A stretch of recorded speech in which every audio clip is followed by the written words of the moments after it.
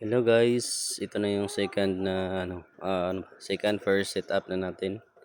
So na config na natin ito, naka-centralize na ito siya. Ito yung ginawa ko muna parang pinaka server ng sa wifi natin, na wifi 5 so nakadaan siya dito sa meeting hex, tapos ang isang kable ito sa papunta naman ito sa ating G3. So di ako masyadong itong welding guys, ngayon ko plan to sinubukan. So yan, gumana na rin siya. So galing dito sa unang po natin, papunta siya sa 1x4.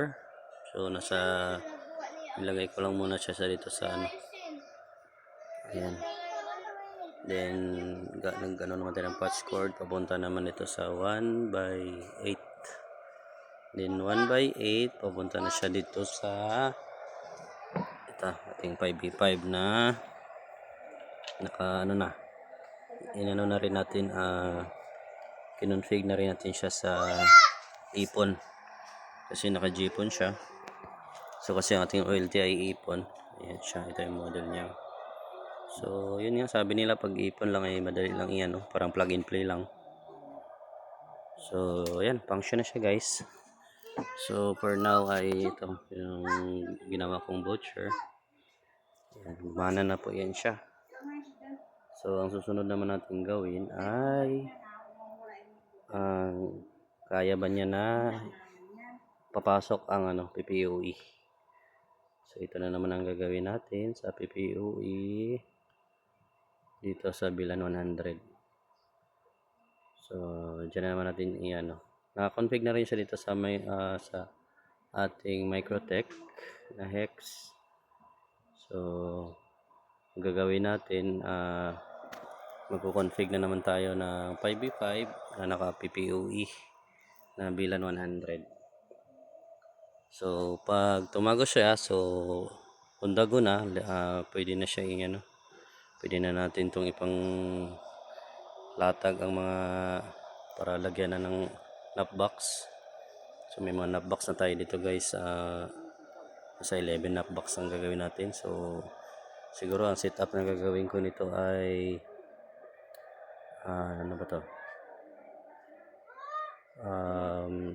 yung hindi FBT. Maganda rin sana yung FBT kasi ang area ko lang naman is maliit lang, so kaya nag-ipon OLT lang ako. So pinakamalayo siguro baka mga 2 kilometers or 3 kilometers lang. So dito sa isang purok, pangalawang purok, ayan, yung ito medyo malayo siguro ang pag-anuhan, yun ay siguro mga 2 kilometers or 3. Ayan, so maraming option. So yan, subukan natin tong setup na ito kung mapadami pa natin ang ating So ang goal ko nito guys is maparami yung aking mga sabindo, kasi ngayon meron na tayong 18 sub na media con. So yan, try naman natin tong OLT, combination ng piso wifi centralized at PPOE clients. So update ko kayo guys after na mapatagos ko na ang PPOE. Alright.